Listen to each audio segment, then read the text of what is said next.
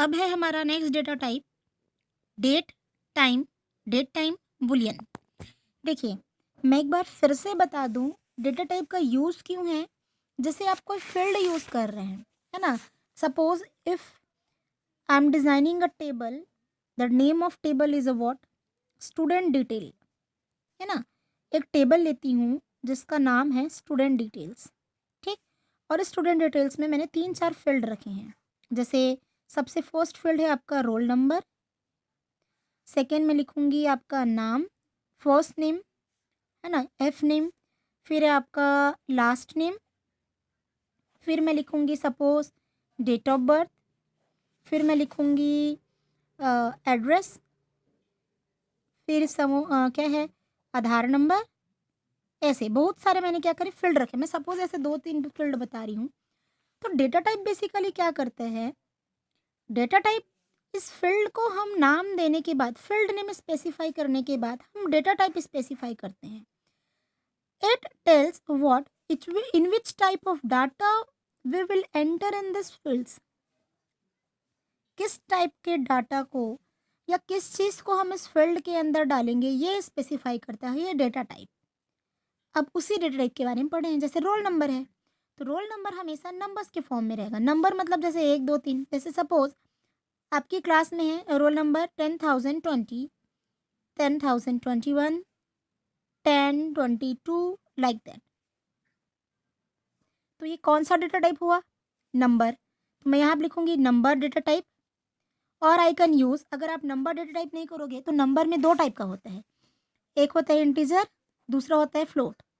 तो आप इसको इंट करके भी डिक्लेयर कर सकते हो, ठीक। तो ये हो गया। नाम है, तो क्या किसी का नाम 1 2 3 हो सकता है, नेवर पॉसिबल, कभी हो ही नहीं सकता। तो मैं यहाँ पे लिखूंगी क्या, जैसे राम, मोहन, सुनिधि या सुनीता, कुछ भी नाम लिख दो। तो ये कौन सा टाइप का डाटा टाइप होगा भाई, ये होगा टेक्स्ट। अब टेक्स्ट में भी बहुत सारे हैं, केयर है, वेयर केयर है, तो आप कुछ भी लिख सकते हैं। लॉन्ग केयर है, आप CHAR लिखोगे तो भी चलेगा, टेक्स्ट लिखोगे तो भी चलेगा, दोनों सही हैं। आपको जो भी ऑप्शन अवेलेबल हो उसमें लिखना, या आपको जो याद आता है वो लिखना। टेक्स्ट नेम का डेटा टाइप आएगा तो टेक्स्ट लिख देना, सीधी सी बात, ठीक। लास्ट नेम क्या होगा, लास्ट नेम में भी वही आएगा। जैसे ये हो जाएगा मान लो कि क्या, श्रीवास्तव, ये हो जाएगा चक्रवर्ती, ये मान लो चतुर्वेदी, ऐसा कुछ भी नाम आ सकते हैं। तो ये भी क्या होगा, टेक्स्ट नाम का डेटा टाइप होगा। डेट ऑफ बर्थ में क्या होगा, डेट ऑफ बर्थ में होना चाहिए डेट, मंथ, और क्या होना चाहिए ईयर, है ना। डेट, मंथ और ईयर होना चाहिए। तो ये क्या होना चाहिए, डेट नाम का डेटा टाइप। हम डेट ऑफ बर्थ को डेट नाम का डेटा टाइप बोलेंगे। Now the next turn is what, address नाम का। अब एड्रेस डेटा टाइप में क्या होना चाहिए, आप ही बताओ। क्या एड्रेस ऐसा होगा, जैसे मैं अपना एड्रेस लिख रही हूँ या आप किसी का नंबर, हाउस नंबर 34, है ना। जैसे किसी का भी लिख रही हूँ, मान लो कि समता कॉलोनी रायपुर, है ना, मेन रोड रायपुर, ऐसा लिख दी हूँ, छत्तीसगढ़। तो क्या इसमें टेक्स्ट बस आ रहा है, क्या नहीं, इसमें टेक्स्ट के साथ साथ नंबर भी आ रहा है, आ रहा है कि नहीं। जैसे कई लोग ऐसा लिखते हैं समता कॉलोनी, उसके बाद ऐसे छोटा सा हाइफन लगाते हैं, फिर लिखते हैं, या डैश लगाते हैं, फिर लिख देते हैं 34। तो देखिए यहाँ पे स्पेशल कैरेक्टर्स या कुछ ना क्या बोलना चाहिए, सिंबल्स भी यूज़ हो गए। तो हम सब चीज़ यूज़ कर सकते हैं, कब, जब हम क्या करेंगे, एड्रेस में कुछ डाटा को एंटर करेंगे। तो इस टाइप का डेटा टाइप क्या होना चाहिए, it should be where care, जिसमें हर एक चीज़ आ सकता है, नंबर भी आ सकता है, टेक्स्ट भी आ सकता है ना। तो इसको क्या लिखेंगे, वेयर केयर लिखेंगे। आ रहा है समझ में। और लास्ट आता है आपका address, sorry this is what, Aadhaar number. तो आधार नंबर तो सिर्फ नंबर ही होगा बेटा, है ना। आधार नंबर टेक्स्ट होगा, सॉरी नंबर होगा, और वो भी इंटीजर होगा, क्योंकि आधार नंबर 0.2 0.3 ऐसा नहीं जाता। लेकिन अगर मान लो कि मार्क्स लिख रहे हो, तो मार्क्स को आप फ्लोट कर सकते हो, जैसे 25.3%, 82.72%, ऐसा कर सकते हो आप, ठीक। तो यही डेटा टाइप के बारे में पढ़ रहे हैं कि वो क्या करता है, फील्ड में किस टाइप का डाटा जो है एंट्री करना है उसको रेस्ट्रिक्ट करता है, ठीक। तो हमने 2 पढ़ लिया था, नंबर और टेक्स्ट पढ़ लिया था। आज के टॉपिक में हम पढ़ेंगे डेट। डेट डेटा टाइप क्या होता है, 2 टाइप का होता है। एक तो डेट दिन, मतलब सॉरी डे, मंथ, ईयर, ऐसा फॉर्मेट में होते हैं, या फिर कभी कभी मंथ, ईयर, मंथ, डेट, फिर ईयर, ऐसा फॉर्मेट में होता है। जो फॉर्मेट अवेलेबल उसमें लिखना, बस डेट टाइप का होना चाहिए। टाइम, टाइम में भी वही है, सेकंड में आपका टाइम स्पेसिफाई रहता है, ठीक। बेसिकली डेट और टाइम में भी आप जो भी आप डालना चाहो टाइम स्टैम्प लिखेंगे उसको, यानी क्या टाइम स्टैम्प मतलब डेट और टाइम दोनों टाइप का। Boolean, Boolean is very important, आप बुलियन में कंफ्यूज ना होंगे। बुलियन का मतलब होता है दो, जैसे मैं बताई थी ना बुलियन नंबर सिस्टम होता है, हम लोग कंप्यूटर में पढ़ते हैं। तो बुलियन का मतलब होता है दो, या तो यस और नो या फिर ट्रू और फॉल्स। तो इसमें से दोनों एक साथ नहीं हो सकता। कैसे? आप गर्ल हो कि बॉय हो, कोई एक चीज़ हो सकता है ना, either you can be a girl और अ बॉय, है ना, you can not B both. अगर ट्रांसजेंडर का भी अगर ऑप्शन आता है तो भी कोई एक ही ऑप्शन दिया रहेगा, अलग से ऑप्शन दिया रहता है। तो आप लिखेंगे यस या फिर no, you can not click और tick on the both options. Suppose यहाँ पे मैं लिख रही हूँ, है ना, डिटेल भरते भरते फिर मैं आखिरी में एक कॉलम और लगा दी, क्या, व्हाट, जेंडर। तो यहाँ पे आपको लिखना पड़ेगा फीमेल और अ मेल, ऐसा। अब इसके लिए मैं क्या लिखूँगी, बुलियन, ठीक। जो आपको ऑप्शन दिया रहेगा यस और नो करके, है ना, मेल और फीमेल, तो आपको जो हो गया उसमें टिक करना, ऐसा टाइप का रहता है। तो बुलियन का मतलब होता है कोई में से कोई दो ऑप्शन, यस नो, 0 1 या फिर ट्रू फॉल्स, ठीक। आ रहा है समझ में? तो ये क्या है, डेटा टाइप्स हैं, इसके बारे में हम लोग पढ़े। आई होप आप लोग को समझ आया होगा, और नहीं समझ आए तो इसको वीडियो को 2 बार 3 बार देखो और एक बार बुक को रीड कर लो, है ना, डेफिनेटली समझ आ जाएगा। Now next one is changing the field property in the design view. हमने फील्ड प्रॉपर्टी वैसे भी चेंज करने का देख ही लिया है, पर एक बार और देख लीजिए। एंट्री रिक्वायर्ड, सबसे पहले आता है एंट्री रिक्वायर्ड, जो कंपलसरी हो डालना। आप फॉर्म भरे होगे अभी सीबीएसई का कुछ का, किसी भी फॉर्म को अगर आप भरे होगे, तो जैसे एक फॉर्म है बेटा, सपोज ये फॉर्म है, यहाँ पे रहता है नाम, यहाँ पे रहता है फादर्स नेम, यहाँ पे रहता है मदर्स नेम, एम नेम समझ जा, और यहाँ पे रहेगा डेट ऑफ बर्थ, यहाँ पे एड्रेस, यहाँ पे लिखा फ़ोन नंबर 1, फ़ोन नंबर 2, फिर मेल, ऐसा रहता है।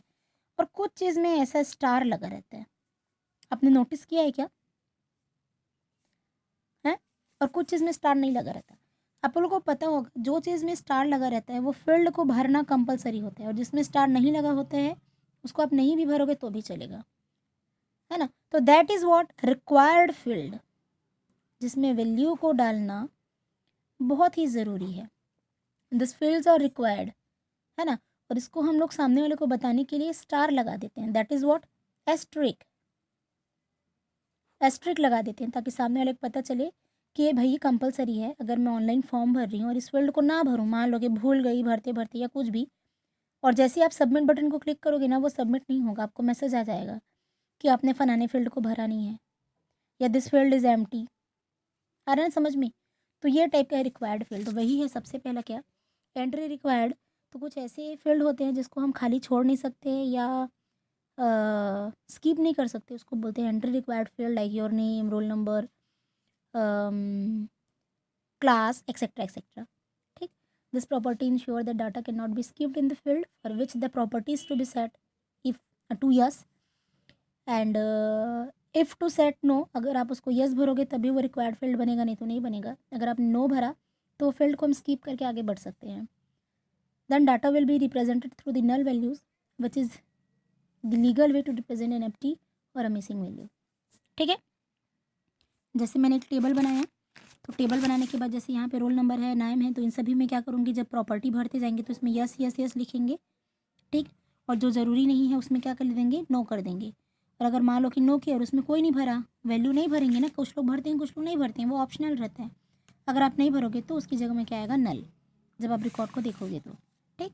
लेंथ क्या होती है, लेंथ को स्पेसिफाई करना जरूरत रहता है, कितने कैरेक्टर का होना चाहिए। जैसे आपका नाम भर रही हूँ मान लोगे, तो मैं अपना नाम भर दी, क्या, सपोज मेरा नाम भर दी क्या, रामेश्वरम, कुछ भी ऐसा लंबा चौड़ा नाम भर दी, तो ये लेंथ जो है ना वो स्पेसिफाई रहेगा, कितने लेंथ तक भर सकते हैं। जैसे मेरा नाम है बबीता, कितने लेंथ का है, 2 3 4, सॉरी 2 4 6, कितने कैरेक्टर का है बेटा, 6 कैरेक्टर का। तो मैं वही लिख दी कि ज़्यादा से ज़्यादा 30 कैरेक्टर तक का नाम हो, या 28 कैरेक्टर 128 कैरेक्टर तक का नाम, उससे ज़्यादा बड़ा नाम इस कॉलम में नहीं आना चाहिए, है ना। ऐसा हम लेंथ को स्पेसिफाई करते हैं, किसी भी का लेंथ हो।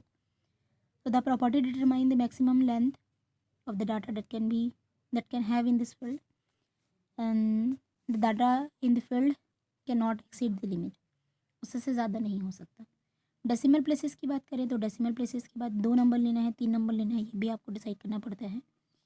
तो ये नंबर नाम का डेटा टाइप या फ्लोट डेटा टाइप में होता है। जैसे आप करेंसी भर रहे हैं, जैसे आप रुपीज़ वगैरह भरते हैं ना, तो कई लोग क्या लिखते हैं, 2 डेसिमल के बाद 2 डिजिट को लेते हैं, जैसे 5500.10 पैसा, ऐसा टाइप का। तो ये पॉइंट के बाद कितना नंबर आना चाहिए, 2 कि 4, तो ये जो है डेसिमल प्लेसेस को यही बताता है ना। जैसे यहाँ पे लिखा है, अगर 2 डेसिमल प्लेसेस स्पेसिफाई करोगे तो 0.35 2 नंबर को लेगा, और अगर नहीं डालोगे तो बाय डिफ़ॉल्ट 00 लेता है, और अगर आप 4 करोगे तो ये 4 डिजिट को लेते हैं, है ना, एक्यूरेट रहेगा ये। तो ऐसे आप डेसिमल प्लेसेस को भी स्पेसिफाई कर सकते हैं करेंसी फॉर्मेट के अंदर, ठीक। Currency format displays the only 2 decimal places and to display the currency format in the 4 decimal places, for example 5.3523 you must decimal places property. अगर हमको चेंज करना है तो हम डेसिमल प्लेसेस की प्रॉपर्टी में जाएंगे और चेंज करेंगे, अदरवाइज ये ऐसे चलेगा। जैसे सैलरी है, मान लो कि एम्प्लॉय नाम का टेबल बना रही हूँ, है ना, जैसे सपोज आप एम्प्लॉय नाम का टेबल बना रहे हैं और एम्प्लॉय की सैलरीज़ को आपको स्टोर करके रखना है ना, पता तो रहना चाहिए किसको कितनी सैलरी मिलती है। तो हम क्या करते हैं, जनरली पॉइंट के बाद 2 नंबर लेते हैं, जैसे 10,000 रुपये और 0.00 पैसे, है ना। तो अगर आप उसमें चेंज करना चाहते हो तो उसको चेंज भी कर सकते हैं, 0.0000 पैसे, ऐसा, ठीक। डिफ़ॉल्ट वैल्यू क्या होता है, अगर द डिफ़ॉल्ट, अगर कुछ चीज़ हमको यूज़ करनी रहती है ना, या कुछ चीज़ यूज़ नहीं करनी रहती, तो बाय डिफ़ॉल्ट जो सिस्टम अलॉट करता है उसको डिफ़ॉल्ट वैल्यू बोलते हैं। फिर भी मैं देख लेते हैं क्या होता है। The default value is use to specify the default values for the field और कंट्रोल। कोई भी डिफ़ॉल्ट वैल्यू यूज़ करना है, और डिफ़ॉल्ट वैल्यू किसकी, सिस्टम की, जो सिस्टम ऑटोमेटिकली देता है। The value that gets entered automatically in the field, वही जो सिस्टम के द्वारा ऑटोमेटिक एंटर किया जाए at the time of the data entry. If you want to enter a value other than default value you can overwrite it. जो भी value by default print रहेगा, अगर उससे हट के कुछ दूसरा डालना है तो आप उसके ऊपर लिख सकते हो, सीधी सी बात है ना। तो डिफ़ॉल्ट वैल्यू क्या होती है, जो सिस्टम अलॉट करता है पहले से, ठीक, कोई बड़ी बात नहीं है। तो ये सेटिंग है, प्रॉपर्टी को कैसे चेंज करना है उसी के बारे में है। और फॉर्मेट एग्जाम्पल क्या होता है, कुछ कुछ चीज़ें आपको दिया रहता है कि किस फॉर्मेट में लिखना है। जैसे वही डेट ऑफ बर्थ वाला बताई, उसमें लिख दिया रहेगा DD/MM फिर YY, तो सामने वाले को पता चल जाता है कि पहले दिन डालना है, फिर मंथ डालना है, फिर ईयर डालना है। कभी कभी फॉर्मेट चेंज भी रहता है, तो ऐसे आप चेंज मतलब कर भी सकते हो और कुछ में नहीं भी कर सकते हैं, ऐसा होता है। ठीक है बेटा, समझ आया। तो कुछ अगर आप कॉलम डिज़ाइन करोगे तो कुछ एंट्री रिक्वायर्ड फील्ड बनाना पड़ेगा आपको, जैसे नाम वगैरह है, लेंथ स्पेसिफाई करना पड़ता है, डेसिमल प्लेसेस स्पेसिफाई करनी पड़ती है, डिफ़ॉल्ट वैल्यूज़ भी, डिफ़ॉल्ट वैल्यू स्पेसिफाई नहीं करने का जरूरत नहीं पड़ता, वो सिस्टम अलॉट करता है, उसमें ओवरराइड कर सकते हो नाम वगैरह को, ठीक। जैसे the default value is automatically entered in the field और control when a new record is created, it should therefore correspond to cell format of the field. For example, in address table, you might set the default value city field to New Delhi.